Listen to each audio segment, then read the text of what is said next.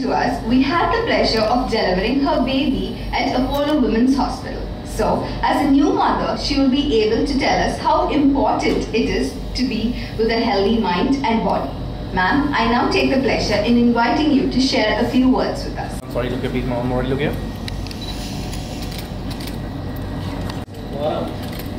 Please wait, ma'am. One more, sorry. Ma'am, look here. Dr. Rachna, they've guided throughout, so they've given instructions throughout my pregnancy, and I've become used to receiving instructions from them. So she kind of instructed me 2 days back that you have to be present for this function, and I had no other option but to say, yes, doctor, I'll be there. So you see, even police officers can be scared. Yeah. So a small introduction. It was I was honored by the introduction she gave, but a small introduction from my side. I'm a 2011 batch IPS officer, born to Tamil Nadu cadre, and I've served in various subdivisions and districts, various posts I have held. But presently I'm holding the most challenging post, I would say. That is but the best post. That is of being a mother. So I'm on maternity leave now. Thank you. I delivered a baby boy on 24th of April, and credit goes to, again, I keep telling this to everyone, whomsoever I meet. It was a normal delivery, and the credit goes to the doctors and the team of Cradle.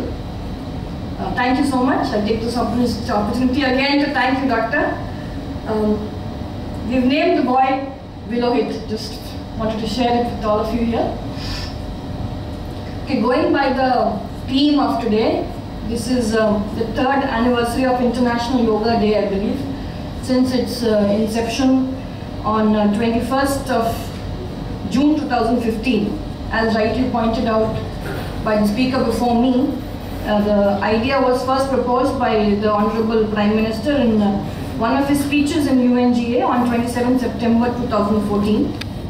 But yoga doctor and experts are here, so I wouldn't go into yoga and its benefits and other things that she'll be able to tell us better. I would just want to share my experiences in Cradle during the delivery and post-delivery. I'll just discuss that. In one word, if I have to say about my experience, my journey so far, I would just say it was awesome. It was awesome in Cradle. So, my husband and myself both have kind of become brand ambassadors of Apollo Cradle. So, the way the doctors and their team worked tirelessly in the labor room and everything, it was just a memory, I cannot forget throughout my life. So thanks to all of them, I had a very smooth journey. What I did on my part was just to take, as I told, instructions from the doctor, follow a proper diet, and continue with the exercises. It doesn't appear that I exercised, but I did. So I continued walking and did a few exercises, squats and everything. So I think that helped me. Last minute, I will just share something. Last minute in the labor room, there were some complications, which the doctor knows it very well, but they stood their ground, and we delivered normal delivery. A lot of complications, otherwise maybe in some other hospital they would have gone for cesarean, but it is all the efforts of the doctor. I just keep on telling everybody, it's just because of doctors that me and my baby we were in safe hands. Okay, so my association with Apollo continues till date, as you can see, and they keep in Apollo here, Cradle, they keep reviewing both the health of the mother and the child, and I keep coming often here. So I'll just conclude by saying that please do not ignore your health, eat healthy, exercise a lot, enjoy your, some of you are here, I see pregnant, so enjoy your pregnancy and your motherhood. Take care, especially we ladies generally, you know, we ignore our health despite undergoing so much.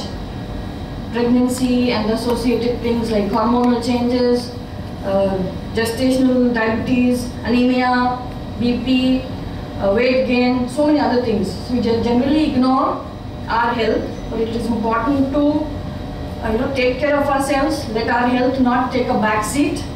And I have promised myself to get back into shape before I don the uniform. So I have a few more months of maternity leave. So I'm trying my best to lose the extra weights that I have gained. So thank you all for inviting me here. People who consider that yoga need to be practiced only after retirement.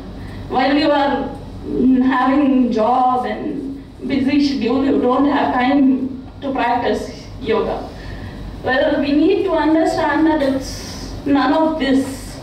Yoga is a scientific practice which helps us through our physical pains, which helps us through our psychological trauma, stress, anxiety, depression, everything.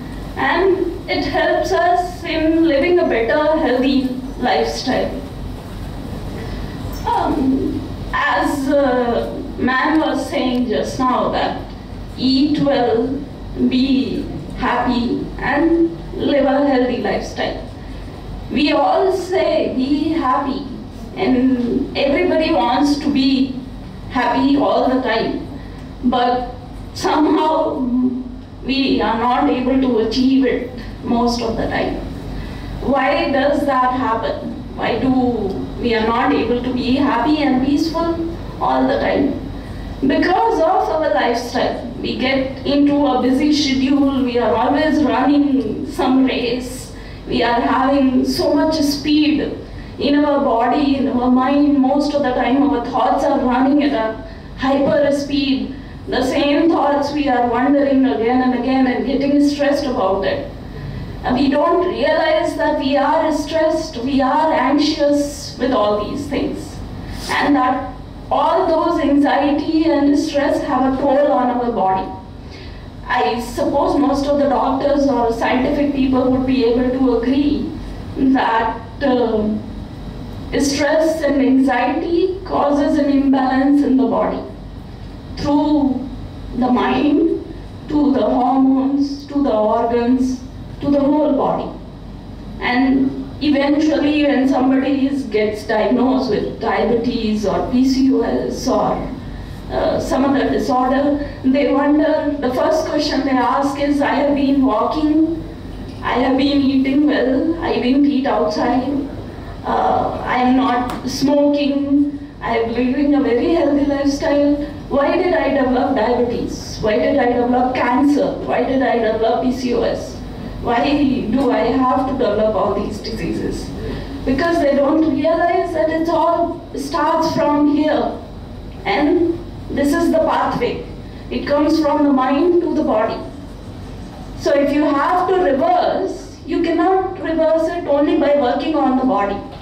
You just can't go to a gym, you just can't do a walking, you just can't do an exercise and say, my diabetes will cure. Every doctor will agree that walking or jogging or gymming cannot cure your diabetes, cannot cure your PCOS.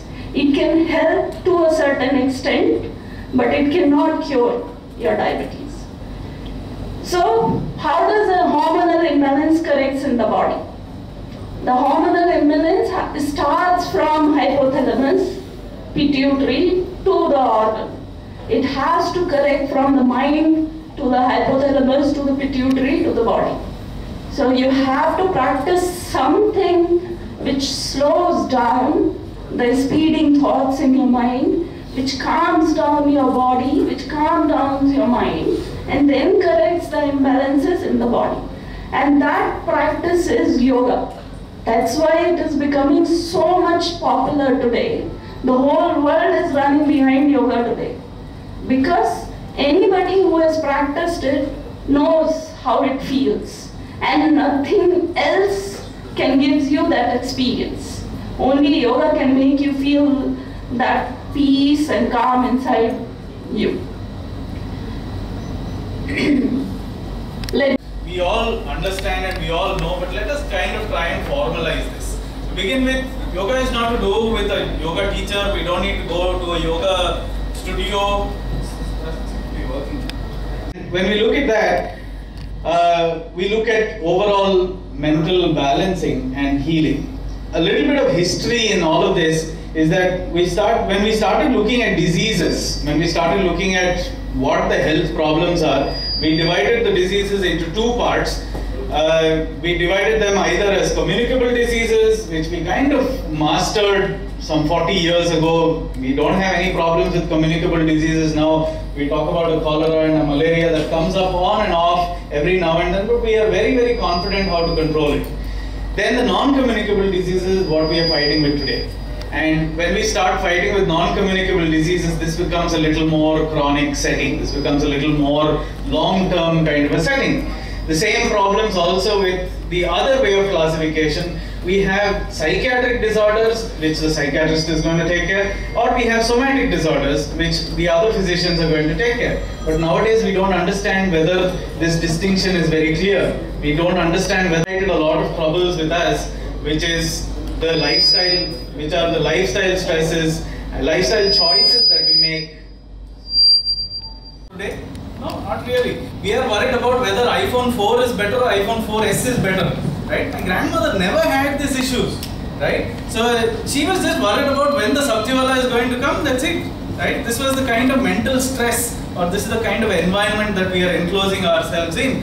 And this is what is leading to stress and lifestyle related disorders. This is what is leading to problems that we are kind of facing today. What are the problems that we are facing today? This is a completely different set of problems than people were facing 30 years ago. Problems of obesity, insulin resistance, they've never heard of this problem. If you ask a physician who has been practicing, an octogenarian physician, a physician who is 80 years of age, he will tell you that he has never heard of this problem of insulin resistance in his entire duration of practice. This is something that has popped up in the past 5 years. This is something, obesity is a problem that has become more prevalent in the past 10 years. Thyroid dysfunction and diabetes have become more and more prevalent. We all know this. So like this, there are a lot of problems that are surfacing which are more and more and more and more recent. ADHD, one of the best examples that I can give you.